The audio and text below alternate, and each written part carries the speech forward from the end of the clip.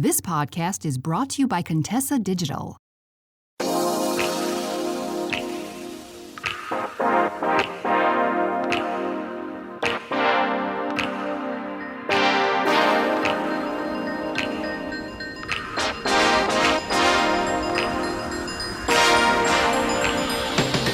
Every single time I have felt lost in life, I swear there was a man involved. Hey love, welcome to Confidently Cherished. My name is Keisha Rice. I am a dating coach for ambitious women of faith. And I was talking to a friend about this recently. This idea of centering men and how, she and I are both cisgender straight women. So how this idea of centering men is so detrimental to women like us. And I wanted to talk to you about it because one of the things that I am very intentional about that may be a little different from a lot of other dating coaches is I intentionally do not put a lot of content out there about how to get a man. And I know that sounds kind of counterintuitive because, again, I am a straight woman.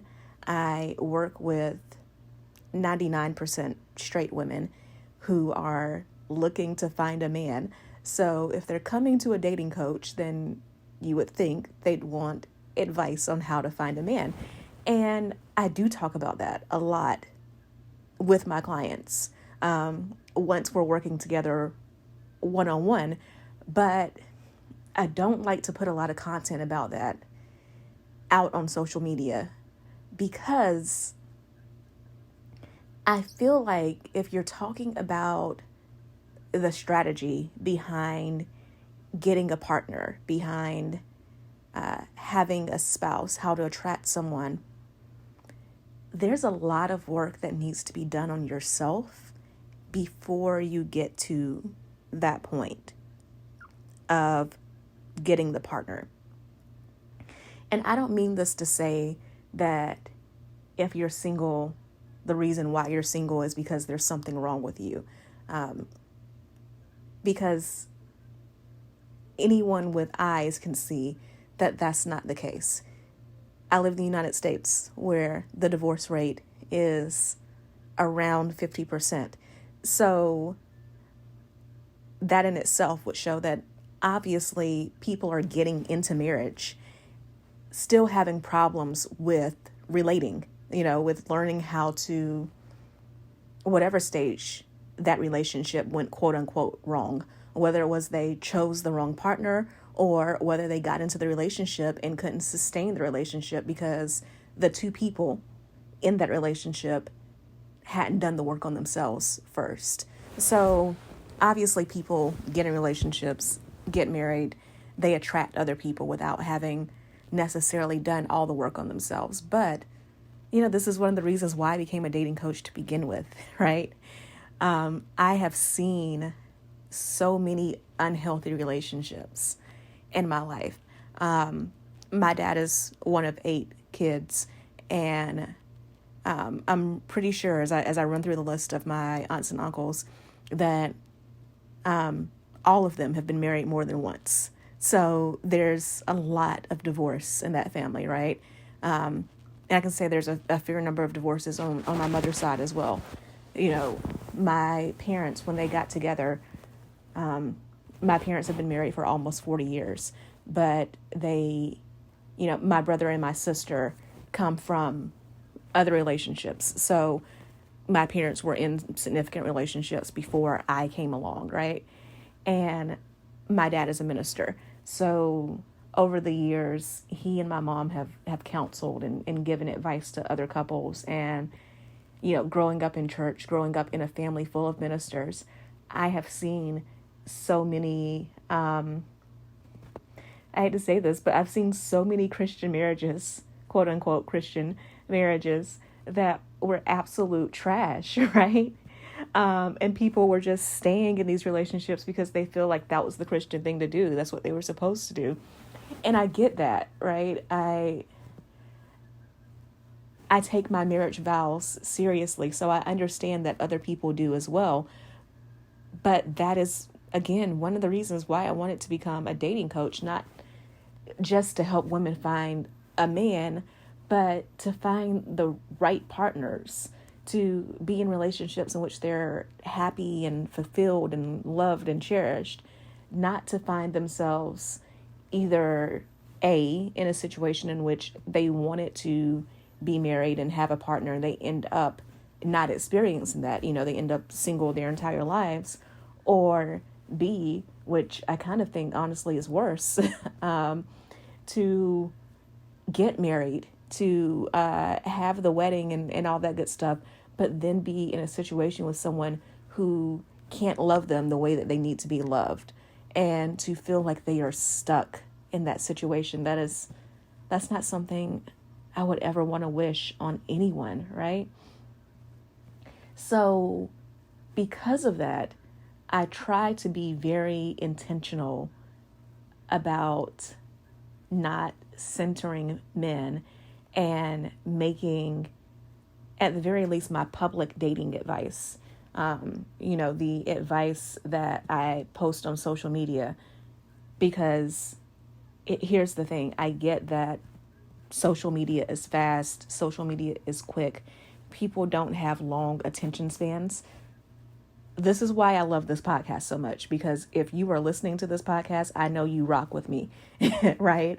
This is long form content. So if you are taking the time to sit and listen to this, or, work out and listen to this, or listen to this in the car, you really and truly care about, me, and you also really and truly care about yourself and improving yourself. The fact that you're taking this time to learn, to grow, to consider a different perspective.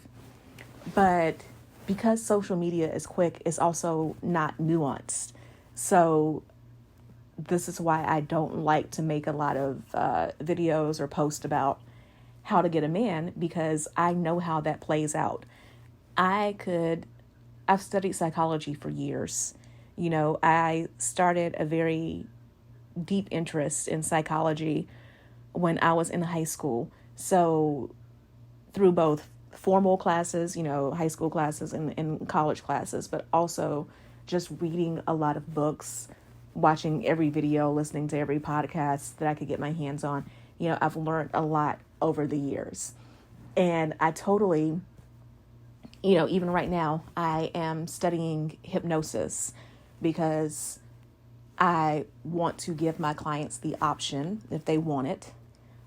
So know this, if you're interested in working with me, to have the option of either working with me strictly in a coaching sense, but also, having the option to do both coaching and hypnosis together to create, quicker breakthroughs. But understanding the power of the mind, I totally could do a lot of content on, sneaky psychology tricks to help you be more attractive or to help you get a man.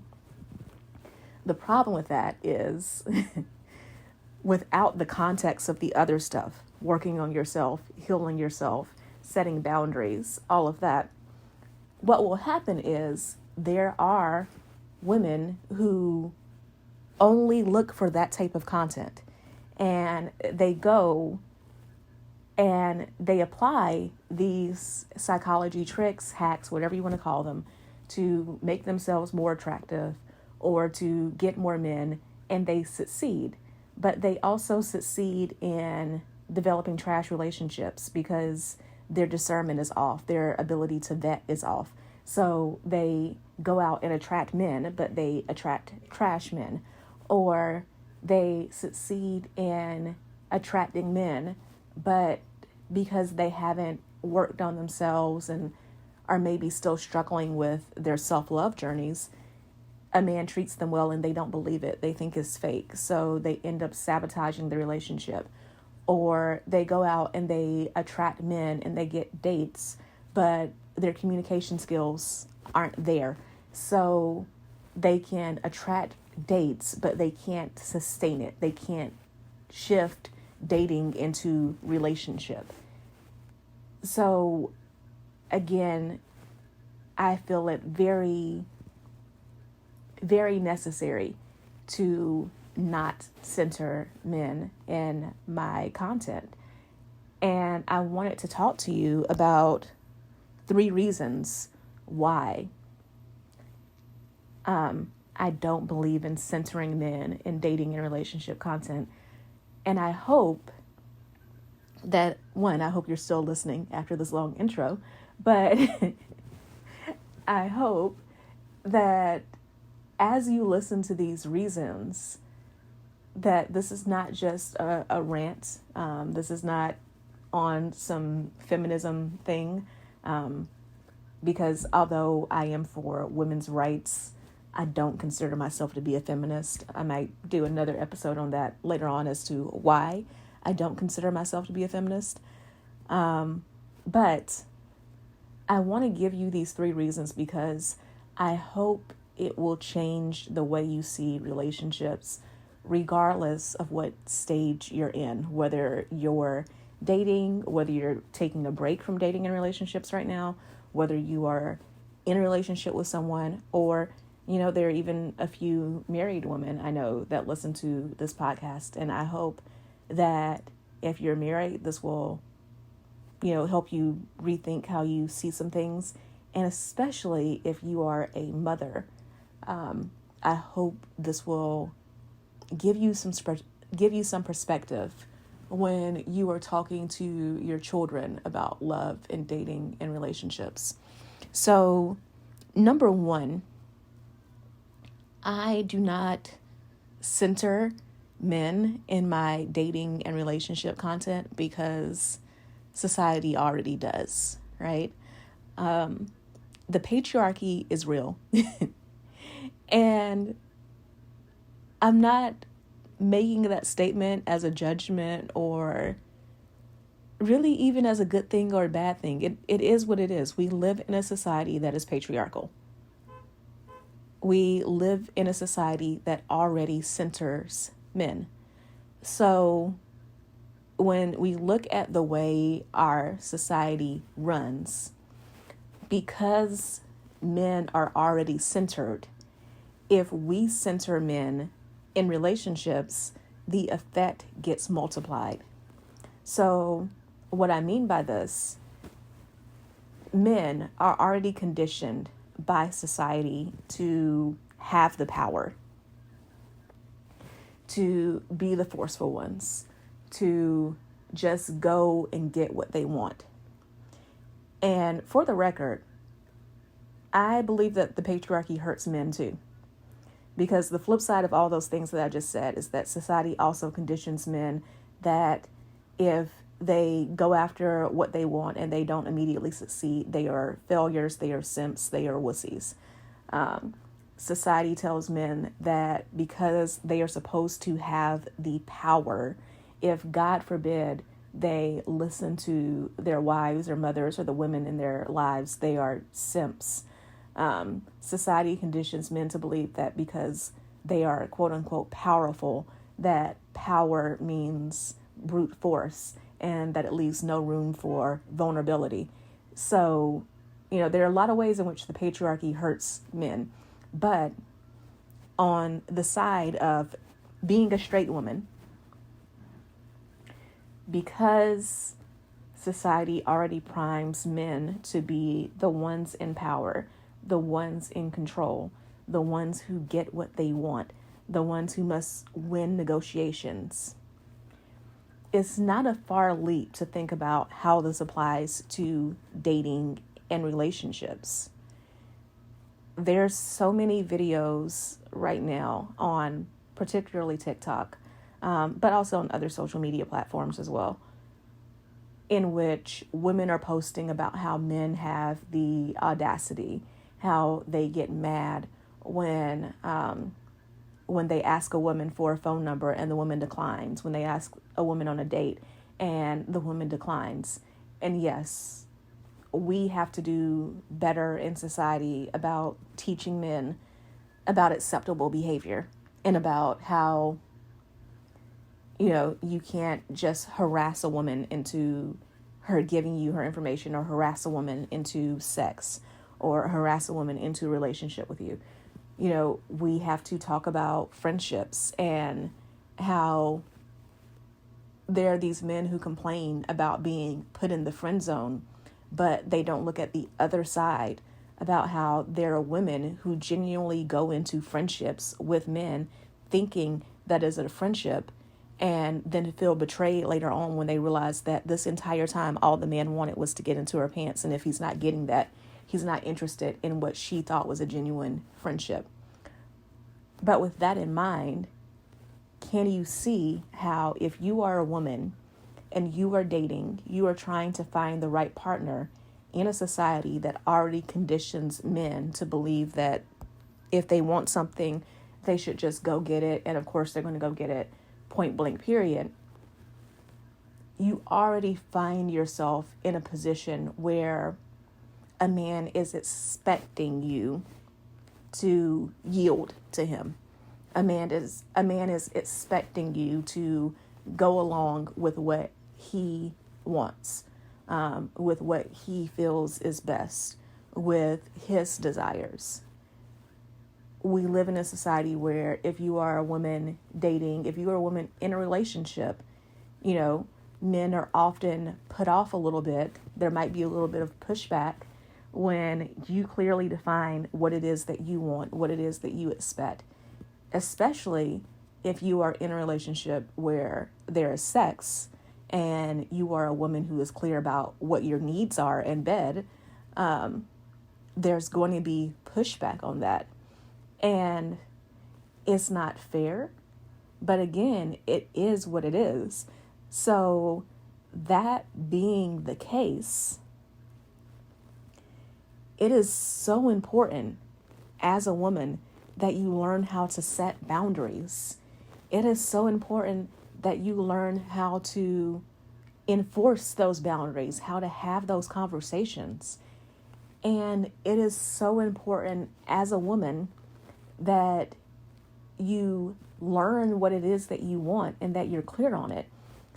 In an upcoming episode, actually, I think the next episode, there's an interview with an amazing woman, Michelle White. She is an identity coach, and we're going to be talking about, being more selfish, about the importance of prioritizing yourself.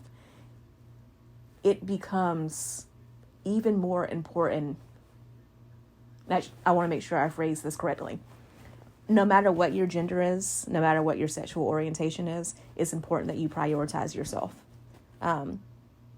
Everything that you give to other people should be out of the abundance and overflow that you have. You take care of yourself, you fill your cup, and then as your cup overflows, you love on other people. But especially as a woman, it is important that you prioritize yourself and that you are very intentional about that prioritization, because we live in a society that doesn't teach women how to do that. We live in a society where it is kind of expected that you just roll over and bow down. And because of how this plays out in relationships, a lot of times men are just ignorant about it. It's not that the man is a horrible man. It's not that he's evil. I mean, you have men who are like that. But I can tell you from personal experience, there have been times where I've been in relationships, and even to this present day, when I look at my relationship with my husband or with my father or with my brother, there are times in which a situation comes up, and insert whatever man we're talking about. So whether that is an ex-boyfriend or, my current husband or, my father or my brother or whatever, there are times in which a situation comes up and that man, whoever he is, said something and was kind of like, okay, so this is what it is. And I will come back with, well, no, this does not work for me, and this is why this does not work for me. And I have seen that man be taken aback by it, be a little bit shocked. And here's the difference. The fact that a man is taken aback by it is not a bad thing, because conditioning is conditioning. But the men in my life who truly care about me, the men in my life who are truly committed to also their own growth, who are working on being better people, the difference is those men might be taken aback at first, but then they will say, oh, okay, what is it that you need? How can we work this out so that both of us can be happy in this situation? How do we resolve this issue, this conflict? And again, as a woman, when we center men in a society that already centers men, you will end up unhappy. You will end up miserable, because when you make it about the man and the man's needs and the man's wants, and not in a way in which you're just trying to compromise and the two of you both work together, but when you make it about pleasing the man, making him happy, you will always lose yourself in the process. And, back to the very first thing I said in this episode, throughout my life, I have found myself in many situations like that, in which I was dating a man and I came into the relationship a certain way. By the time the relationship ended, I didn't know who I was anymore. I was some version of what that man wanted me to be, how he saw me, and not necessarily how I wanted to be, how I wanted to be seen, how I wanted to be experienced by another person.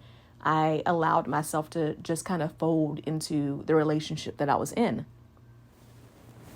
So that is the number one reason why I don't center men, because society already does. Number two, a lot of women center men because of our generational patterns. So, for starters, many of you know a woman, and don't lie, because I know you do. Many of you know a woman who is a mother. She is the mother of a son, and she has made that son her life. And this shows up in so many ways. Maybe she is a single mother and she has made her son or her sons the substitute husband of the house.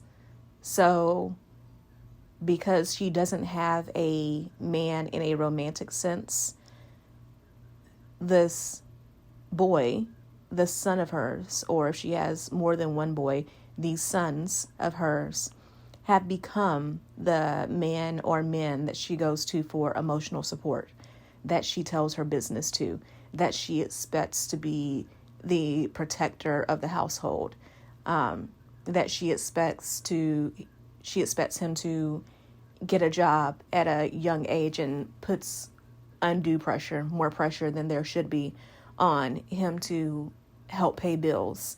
He becomes an adult and she expects him to still take care of her, and any woman who comes into this man's life is a threat. If he does get married, she becomes absolute hell to her daughter-in-law, because the woman that he married is a threat, is competition, not, her new extra daughter. Or maybe this woman is married, but because her husband is emotionally absent, emotionally unavailable, because her husband does not show the care and consideration that she wants in a man, then just like a woman who is single, she's a married single mother, so she treats her son the same way. Or because, centuries of history, back to the whole idea of the patriarchy, has taught that somehow men are special and men are dominant. Maybe she is the mother of multiple children of, both boys and girls, but her son or sons get special treatment. They are treated differently than the daughters. They are coddled more. They are seemingly cherished a little more.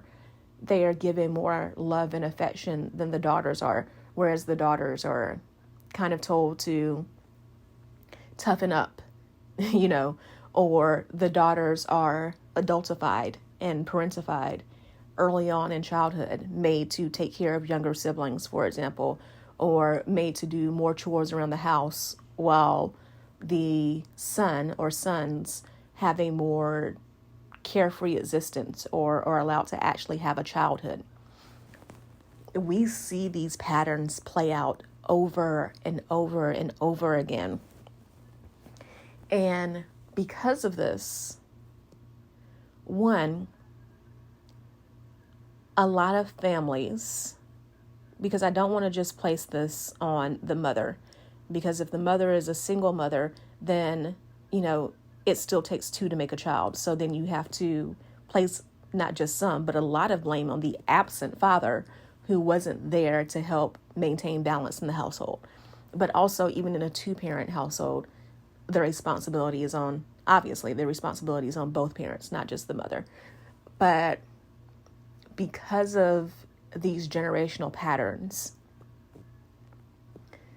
parents end up raising children, or raising sons in particular, who feel very entitled. They're entitled by society. They're entitled by society because of the patriarchy. Forgive me for 1 second while I take a sip of water. They're entitled by society because of the patriarchy. And they are then also entitled in their households because of these generational patterns.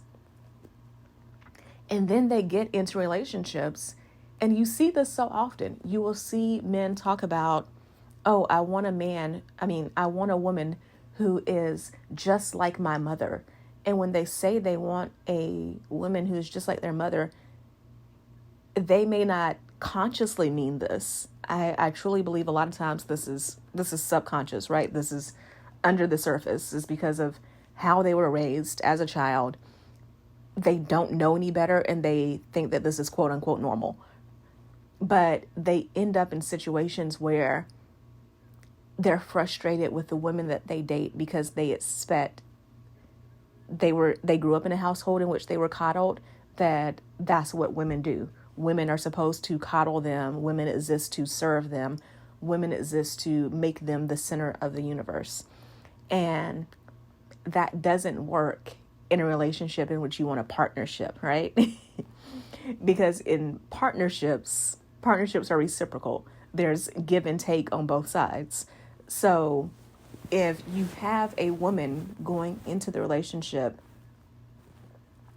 and she expects that she's going to find a partner, someone who the two of them work together, they share in their joys and celebrations, but they also share in lifting up burdens with each other, that they work together to make the household work, however that configuration works. Maybe that is one person, stays at home and handles all the domestic labor while the other person goes outside the home to bring in the money, or they both divide the money part with paying the bills, and they also both divide the household labor, whatever configuration works for you.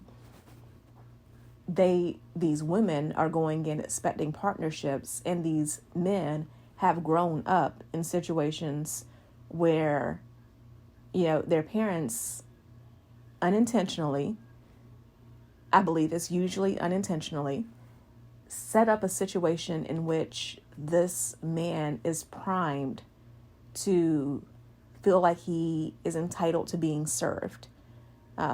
He's entitled to being coddled. He's entitled to believe that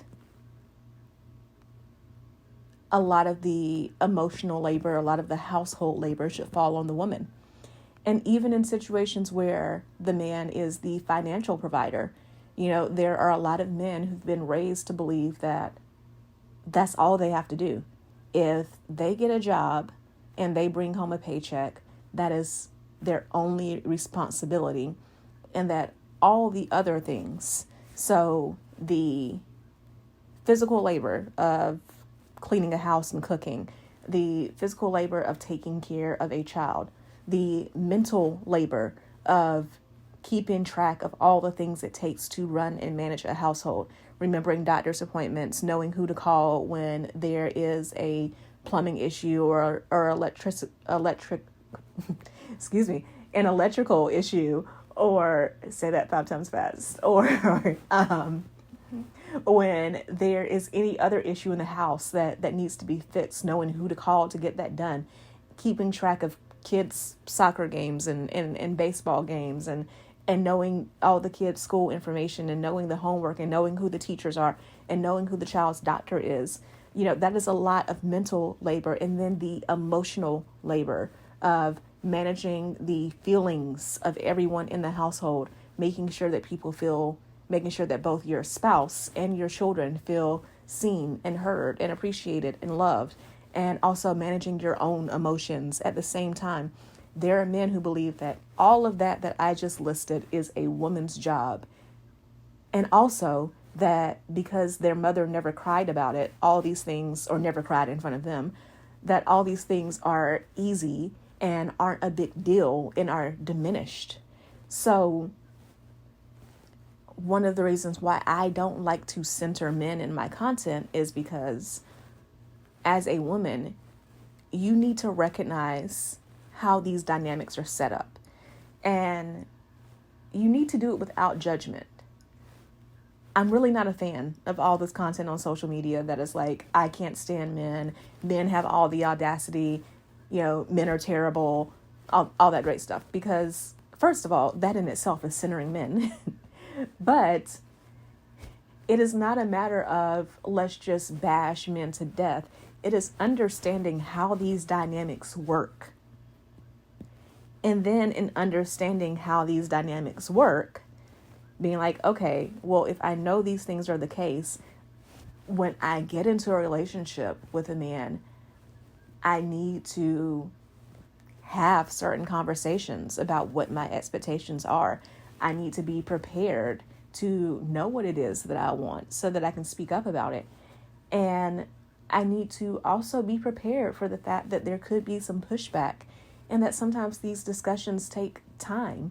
And sometimes it may take a minute for a man to truly grasp these concepts and what I'm trying to say to him, because yes, he grew up maybe feeling entitled, but he may not see it that way. It may just be normal to him, and helping him to unnormalize that. That brings me to the third reason why I don't center men. I work with women. I don't center men because I work with women. My goal for you in everything that I do, so whether it is my coaching or my hypnosis, whether you just follow me on social media, whether you listen to this podcast, my goal forever and always is to help you live a happy and beautiful life. And while I want everyone to live a happy and beautiful life, I work with women. So to me, if I work with women, why would I spend all of my time talking about men? If you want to be in a healthy romantic relationship, it is important that you consider the things that your partner will want. So if you are a straight woman looking to be in a relationship with a straight man, it is important to think about how men fall in love, what men in general are interested in and looking for when they consider a life partner. And once you're clear on the type of partner you want, what the type of man you want is looking for when he's considering a partner. I'm not diminishing those things. And again, I have lots of discussions with my clients about this. But before you can get to that part, you really have to know what it is that you want. And back to my first 2 points, because of generational patterns, because of the patriarchy, unfortunately, a lot of women grow up without thinking about what it is that they want.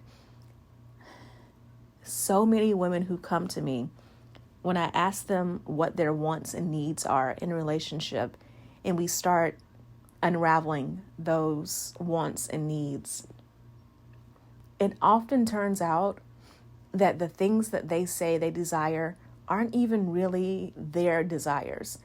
They are things that they've been told they should want. The church has told them that they should want these things in a partner, or their parents have told them that they should want these things in a partner, or their favorite TV show, the male characters on that show act that way, therefore this is what they should want in a partner.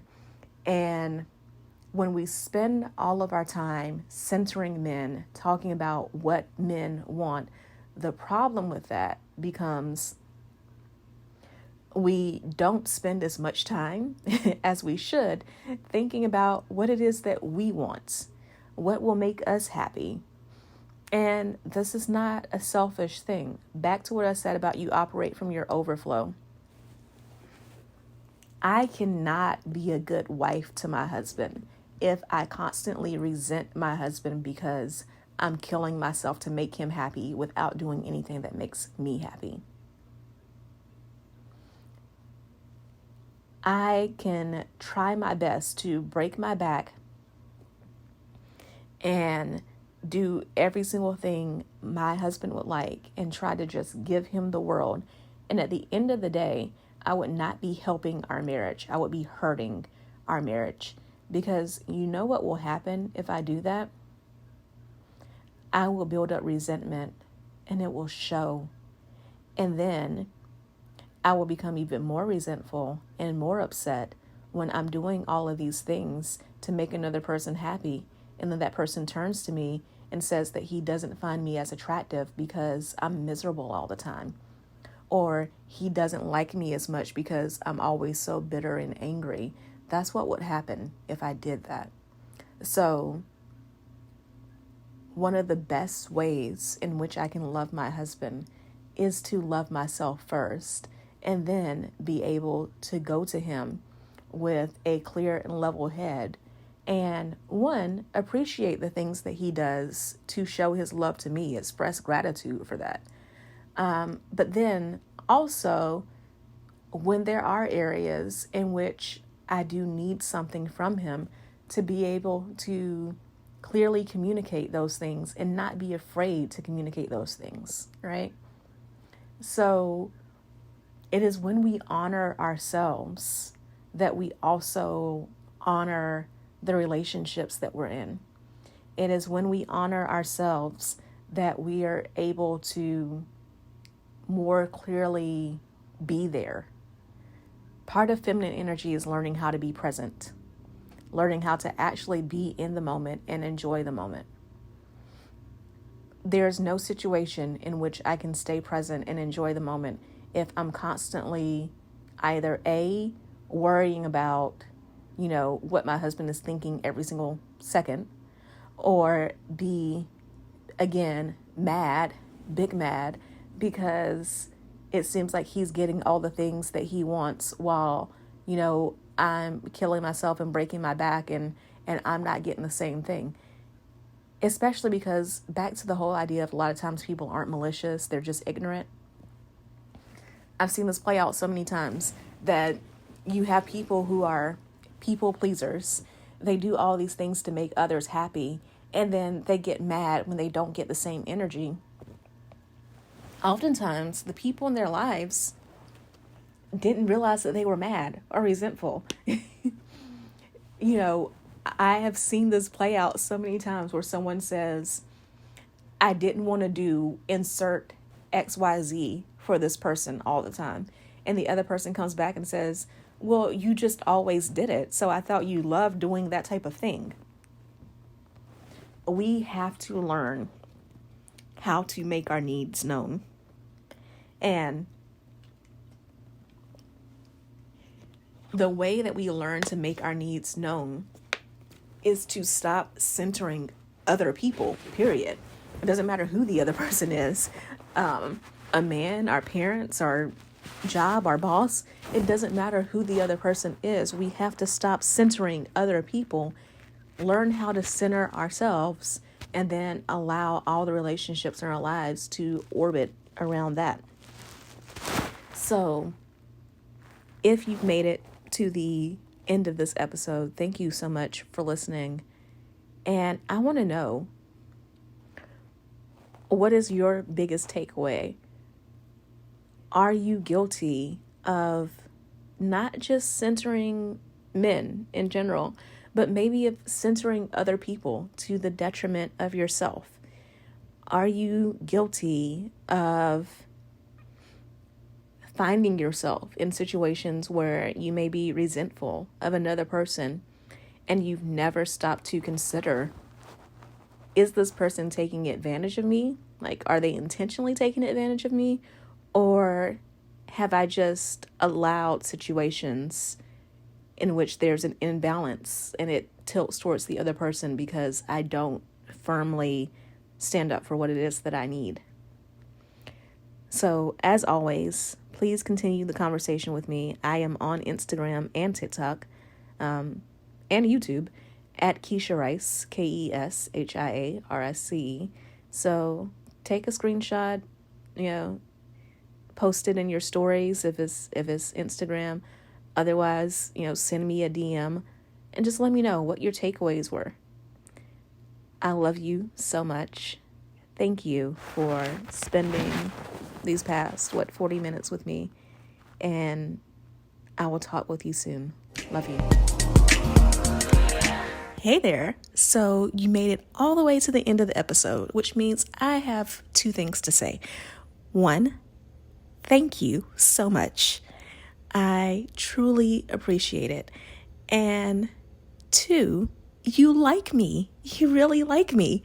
So I would appreciate it if you would show that like by subscribing to this podcast so that more people can hear about it and enjoy it as much as you do.